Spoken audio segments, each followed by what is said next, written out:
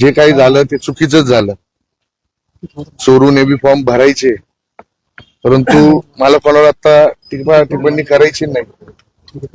योग्य वेळी योग्य निर्णय घेईल, पक्षश्रेष्ठी सांगतील. मी एक सर्वसाधारण कुटुंबातला पोरगा होतो. पक्षाचं काम अतिशय जोमाने मी करत होतो.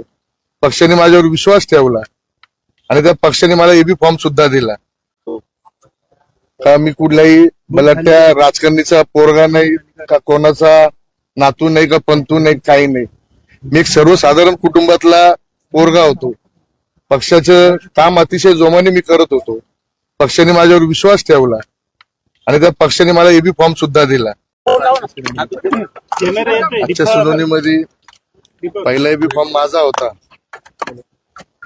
परंतु तुम्हाला माहिती मागची पुनरावृत्ती पुन्हा झालेली आहे. परंतु जी पुनरावृत्ती झाली आहे, आदरणीय देवेंद्रजी असतील, गिरीश भाऊ असतील, हे निश्चित दखल घेतील. जे काही झालं ते चुकीचंच झालं. चोरून एबी फॉर्म भरायचे, परंतु मला कोणाला आता टिप्पणी करायची नाही. योग्य वेळी योग्य निर्णय घेईल, पक्षश्रेष्ठी सांगतील त्या हिशोबाने पुढे चालेल.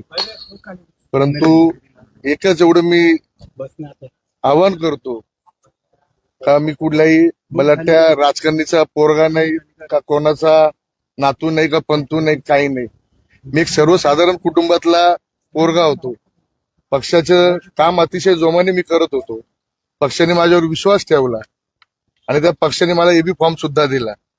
परंतु घातपात करायची सवय असते, तसा घात परत माझा झालेला आहे. योग्य वेळी योग्य मी दिशा सांगेल आणि येत्या काळात तुम्ही सगळा बघायला आहातच. पण माझे नागरिक, माझे माय माऊली सुज्ञ आहे. विधानसभेची पुनरावृत्ती केल्याशिवाय मी थांबणार नाही. एवढं तुम्हाला अधिकाऱ्यांनी काय सांगितलं नक्की, म्हणजे काय पहिले अर्ज आला, काय नक्की झालं, काय कोणाचा अर्ज पडला, काय सांगितलं अधिकाऱ्यांनी? एबी फॉर्म माझा पहिला होता आणि जो नामनिर्देश फॉर्म होता तो त्यांचा पहिला होता. त्याच्यामुळे मी आज माझी फॉर्म हा बाद केलेला आहे आणि पुढचा निर्णय घेतो लवकर.